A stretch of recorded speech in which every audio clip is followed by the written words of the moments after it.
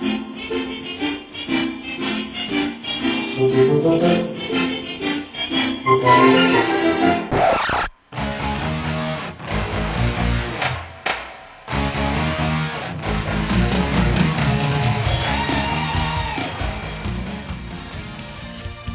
to Real Estate Real World, where we talk to the movers, shakers, and leaders that are getting it done right now in the real estate industry and beyond. I'm your host, Marguerite Crespillo, and I started this podcast simply dedicated to calling people about what's really happening in this crazy roller coaster ride of real estate. Be sure to subscribe on iTunes and stay up to date on the newest stuff by adding yourself to the list at www.realestaterealworld.com. Now, let's dive into the world of real estate. Hello, everybody. Guess what? It is time for Real Estate Real World, where we get to talk to all the cool people. And I'm excited today for one of my guests. I've known him, I think, most of my career. I think I've been around a little bit longer than him, but I've known him for a long time. And Barry Mathis is with Expert Property Management Group. And he now currently manages over 225 doors, which is kind of crazy, working a lot with investors. 80% of his business is investors and people hiring him to do property management. He, of course, has also been a great real estate agent, sold over 1,000 homes, been a part of over 1,000 real estate transactions over the years. But what I love about Barry is his very straightforward, unfiltered approach to everybody. And some people, don't take that very well, but a lot of people do. And I have learned myself, because I kind of have a similar approach on how to soften the edges a little bit. So Barry and I share an office in the Roseville area, so I get to see him frequently. And I'm really excited to have him here on my show today. So welcome, my friend Barry. Hello, Marguerite. That was a great introduction. I almost had to look around the room and see who you were talking about. And then you said sometimes he's a little hard to take, and I said, "Oh, she's talking about me." Well, it's so funny because, especially when you have strong personalities, which we do share that in common, is, not everyone takes it well. What I know is that your heart is always in the right place, just your mouth kind of overrides things sometimes. And I'm the same way, so it works out good. Yep, absolutely.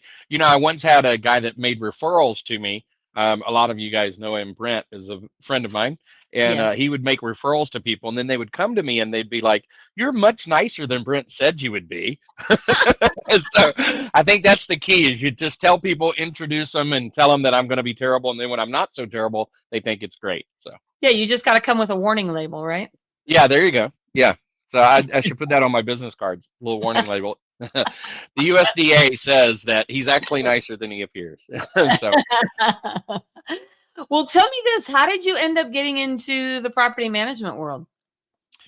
This is actually my second foray into it. And the last downturn we had of real estate, I stepped into property management, and then I sold that company after a couple of years of doing that. And then so when this downturn came, I said, "Hey, I recognize this. This is the time to start a new property management." It's kind of funny to me with salespeople. If you go to a Ford dealership, they only sell you Fords. And if you go to a financial advisor, they only sell you mutual funds that they operate with, right? So somehow or another, sometimes as real estate agents, we get locked into this concern that the only thing we sell is either buy a house or sell a house, buy a house or sell a house. Well, if you understand real estate markets at all, then you know that they're cyclic. And there are sometimes, no one likes to say this, but there's sometimes you shouldn't be buying a house. Yeah. And there's sometimes you shouldn't be selling a house. And again, I'm talking about investors. I believe everybody should own their own home, no matter who you are. But for the most part, with investors, they have a choice. This could be a time where I buy 5 houses in a year, or this could be a time where I don't buy anything and I sell houses in a year. And so as an investor, you're always looking at that cycle. Yet as real estate agents, oftentimes we don't give them a choice, because the only thing we do is buy and sell. So that's kind of what gets me into property management, is when that cycle turns, then it's time to do property management again. And so for me, that's what makes the difference. Now, in this case, I'm probably going to keep the management company and not sell it this time, I don't think. And so unless somebody makes me a great offer, but probably hold that management company because I want my investors to be able to buy a property and then know somebody's going to be able to take care of that property properly. So with that, what do you think of the current market? I mean, we're talking here in November 2024. We just got past kind of the craziness of the elections. And what is your opinion of what people should do right now? Do you think people should just hold on, or is it a good time to buy, or is it a good time to sell? So I want to clarify that when you ask me that, I'm always going to be talking from the state of an investor. Right. So if you don't own the home you live in, you should. That's going to be all the time, no matter what the market's doing, whether it's going up or down. In our country, the way our tax system is set up, if you have a decent amount of income, then there's no brainer you should own the house you live in. But if you're asking me about an investor, whether an investor should be buying or not, I think investors should always be on the lookout for a good deal. And I think that when you have an environment where you run into 6, 7, 8% interest, then you have to really sharpen your pencil and make sure it's a good deal. I mean, if you don't have cash flow, I wouldn't be buying it to hold it. And you can always find a fix and flip. Those are going to come and go, no matter what the market's doing. But if you're buying a property to buy and hold, you need that cash flow. If you have cash flow, I don't care if you're buying an 8% market. I don't care if you're buying in a 5% market. Cash flow is what's important. If you can make it cash flow by using seller financing, if you can make it cash flow by assuming somebody's loan, if you can make it cash flow in any number of ways, having somebody buy down the rate, as long as it's cash flow and you can buy in any market if you're buying and holding. And I love that advice because I heard that years ago and I never really quite looked because people get really caught up in what the actual interest rate is on things, right? They get like freaked out about it. And I remember starting in real estate when we bought our first home, we bought it at 10%. We were happy to get it. When rates dropped to 8%, we thought, oh my God, they're never going to get lower, right? And so people get really like stopped, like frozen when it comes to interest rate. And so I love what you said that you have to really look at, does it cash flow? Does it make financial sense? Because there are situations where you can have higher interest rates, but you're still making a profit on that every month, right? Yep. And then you can turn around and take that and refinance if rates get lower, which helps your profit margin. But what I think you can't do, and what I know that you saw this, and I saw it a lot in the REO days, was people who were buying on perceived equity, Mm, right? That, oh, right. I'm going to buy this and it's going to go up 10% in the next 12 months. And then they get kind of caught with the pants down, so to speak, with the fact that, if the equities don't increase or the market shifts or things like that, now you're paying out. They're like, well, but I'm only paying a couple extra $100 a month. Well, that can go to $400 a month or $500 a month, and numbers that you can't maybe consistently maintain, correct? Yeah, I think that you're buying a dream at that point, and you really have to be disciplined. If you're going to hold it long term, it needs to be a break even or better play. And even on break even, there's no reason I'd buy a break even unless there was some opportunity to improve it. So, the only kind of situation I'd like to see that in is you buy a property and you're planning on adding an ADU, right? You're planning on doing something to it. And when you get done with that, then it will cash flow.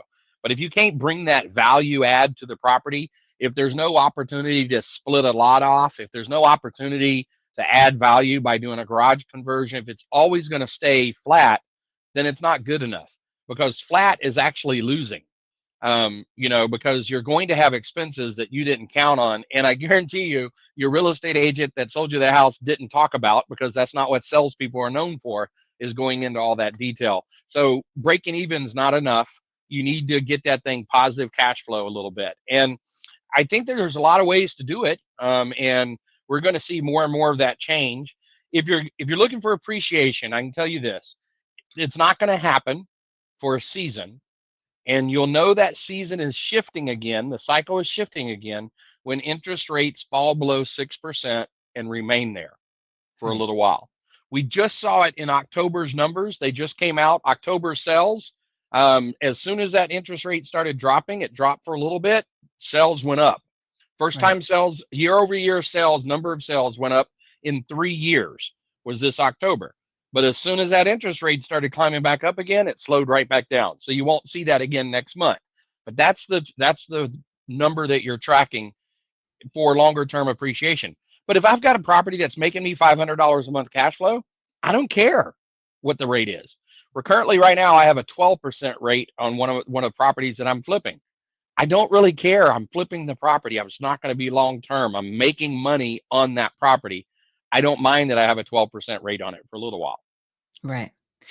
So with that, when you're talking about investment properties, what kind of inspired me to reach out and have you as a guest on the show is I mentioned that I interviewed last week George McCleary, who has a couple of great programs about tenant rights and eviction laws and that. And you recently had a guest appearance on Dr. Phil that kind of went crazy viral, didn't it? It did. That was a lot of fun. Class act, Dr. Phil. They really treated me awesome. Now I know you're used to traveling around the world and speaking at all these events, but for me it's a new thing. And so even though I've done some traveling with friends and going out to real estate conferences, to be the speaker was kind of fun. They met me with the limo. It was kind of nice. So yeah, that was a lot of fun. The event was great. The concept was real though. The concept's serious. Squatters are a problem. Yes. And if you don't deal with that correctly, that's an issue. If you're an agent out there, if you've got a vacant property, in our local area, there's a form called a 602, and it gives the police the right to arrest somebody that's trespassing on your property.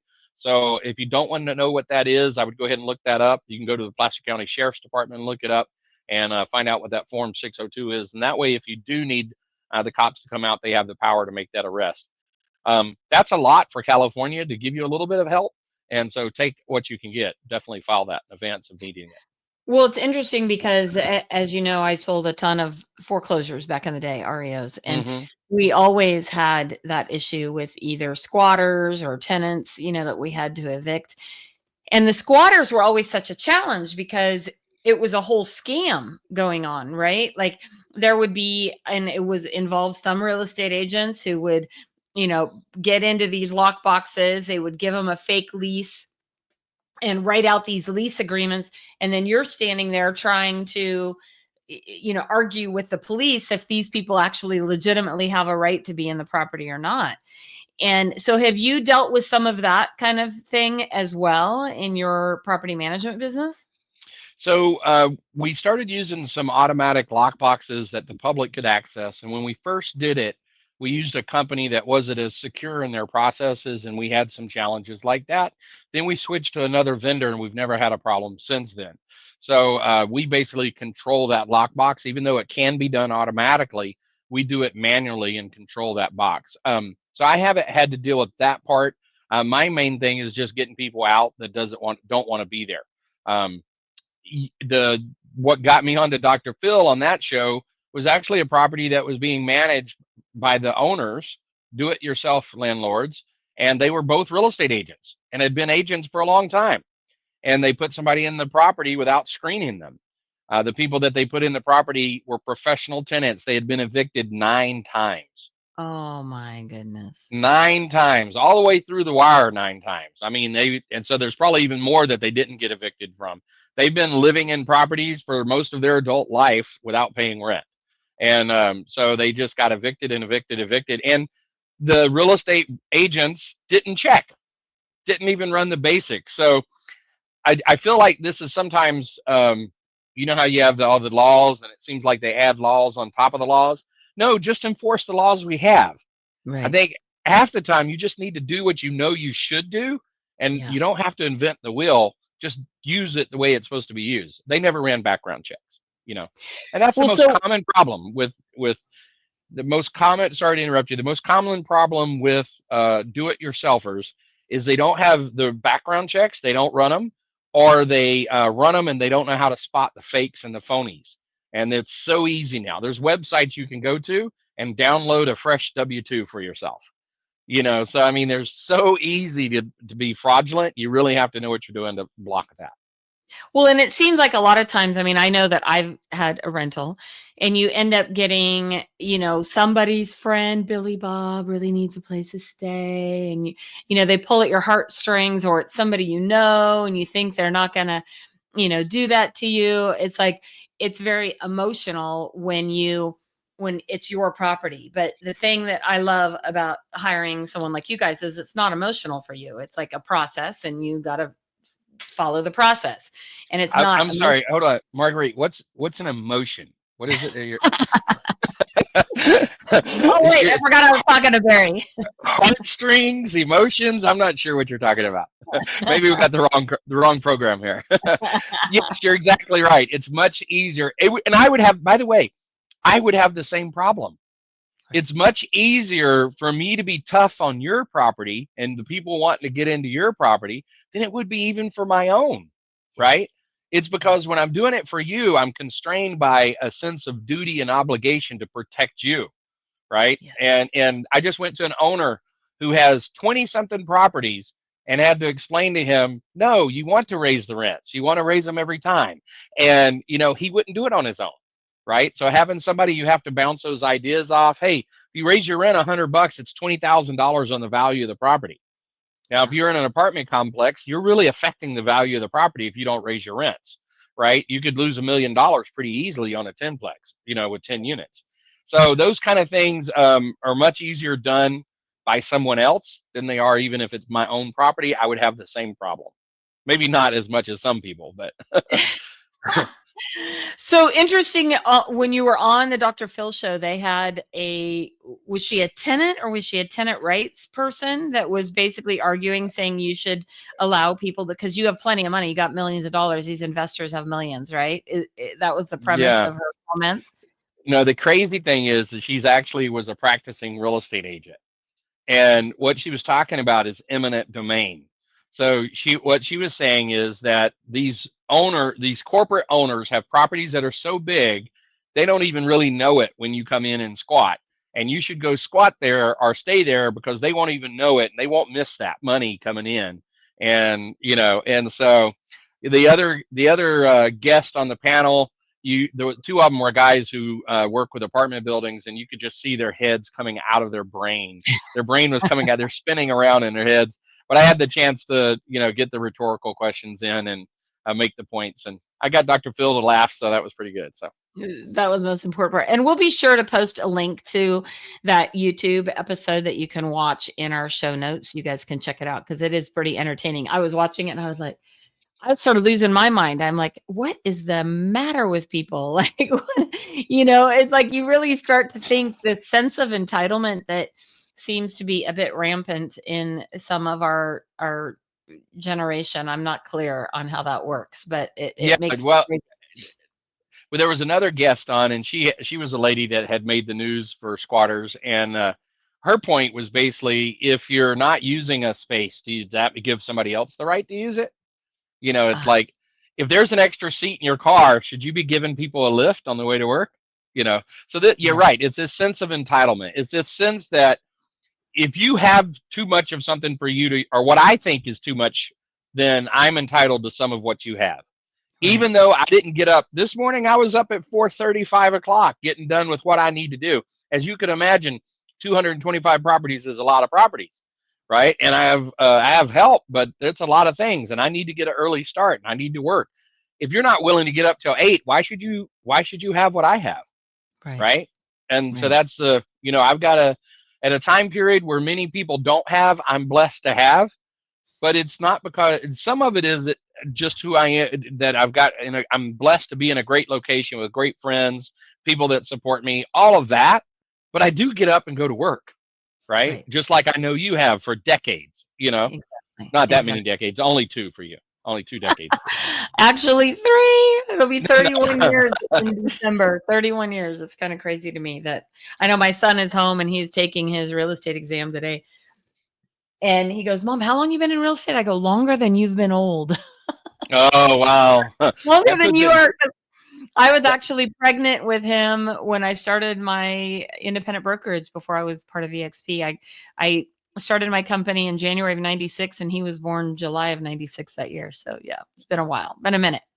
Yeah. It's so important. People don't think about this. I'm going to take a side note here. I know you're an EXP, and your kids can inherit your EXP business. And so I'm now talking to my son about, hey, why don't you get your license? when I'm ready to, at some point you need to step in and be the property manager, on paper at least, then, let's get that license. I see that you're doing that as well. That's a great idea. Can you believe it? What other company allows you to pass stuff down to your kids?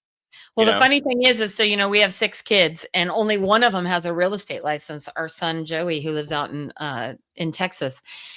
And so I told my kids, I go, hey, y'all know that, I get to pass this on and it has to go to somebody who's licensed. So your brother's getting it all unless one of y'all steps up. There's a little motivation for you. I think that motivation helped them a little bit. Well, so let me ask you this. We're headed into 2025. We got a new president coming in. Yep. Whatever people feel about politics doesn't matter.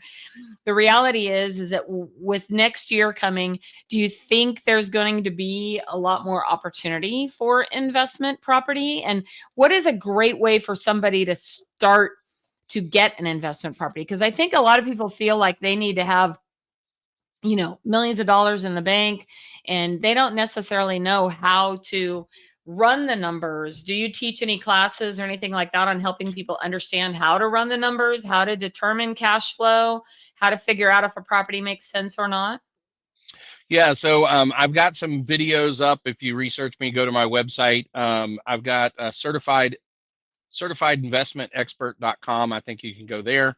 And that'll give you some videos on YouTube that you can go through and get. But this is pretty basic stuff. You can go to Investopedia. They'll teach it to you as well. So I would say this, there's two things. One, we now have Trump headed back into office, right? And so whatever political party you are and whatever agreements you make or don't make or like that or don't like that, you have a major real estate developer who spent most of his life figuring out how to develop real estate that other people said couldn't be developed, going into presidency again for the second time.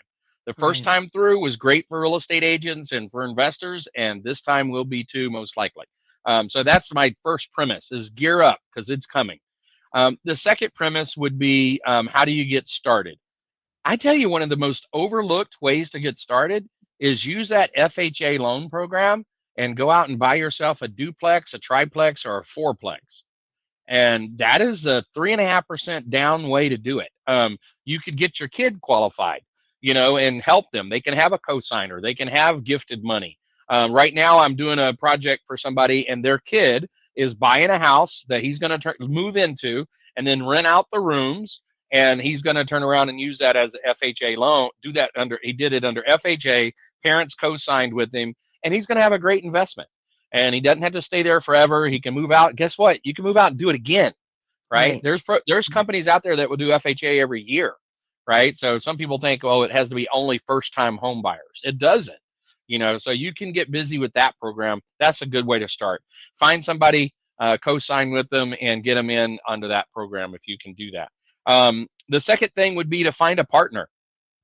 There are people who know what they're doing, and once they know what they're doing, if they get into 2 or 3 properties, they kind of max out what they can do. Maybe they'll go to private money, they'll get up to 10 properties, but find somebody that's doing what you want to do and partner up with them. That led me into a partnership right now. The house that I'm flipping, I'm zero money out of pocket, Wow. zero.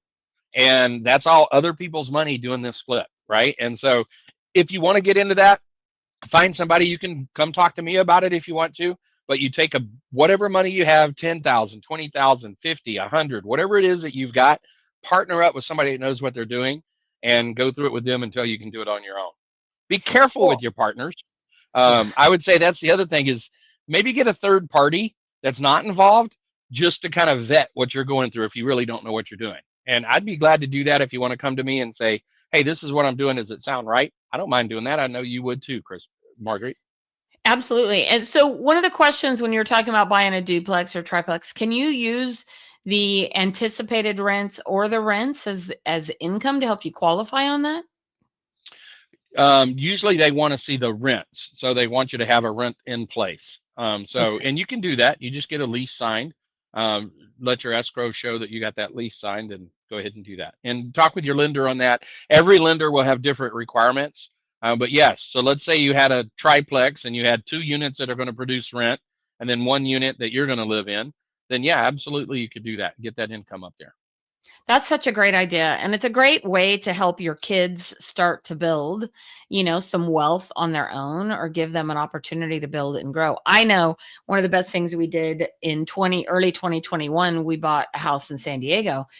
And the reason we did is because my son was living in a studio apartment paying 1,500 a month.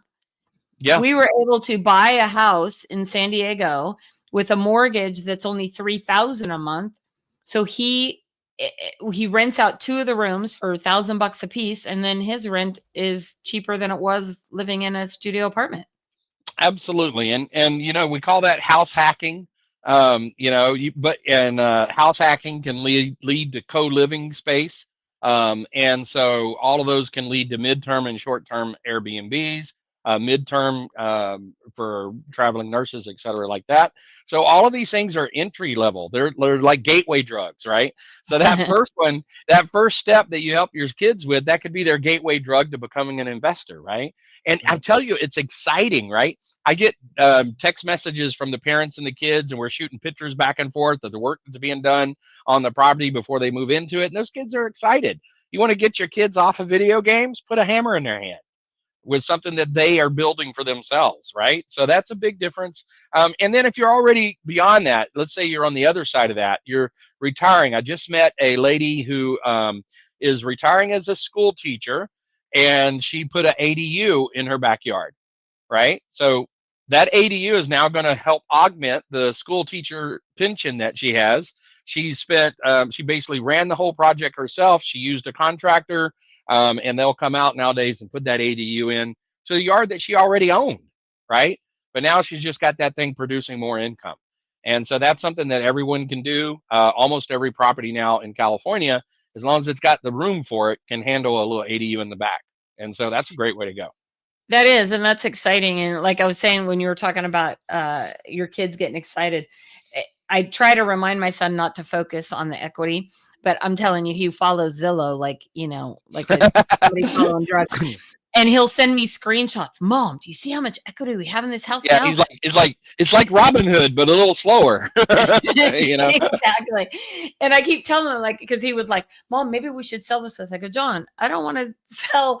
If we sell in San Diego, odds are we're not going to be able to buy down there again, Yeah, with the prices that are skyrocketing. But I did tell him that, we could pull some equity would, from it and buy something else, right? absolutely. That would be the next tip: is don't ever sell. I Yeah. mean, I tell you, all the houses I've owned in my life, there's not a one of them that I wouldn't say, man, I'd be really glad if I still own that, right? Oh my gosh, me too. And so I know you're flipping. Like for me, I flip a lot in order to make money, to augment income. I like doing that. But I'm telling you, if you could keep them, you need to keep them for a long time.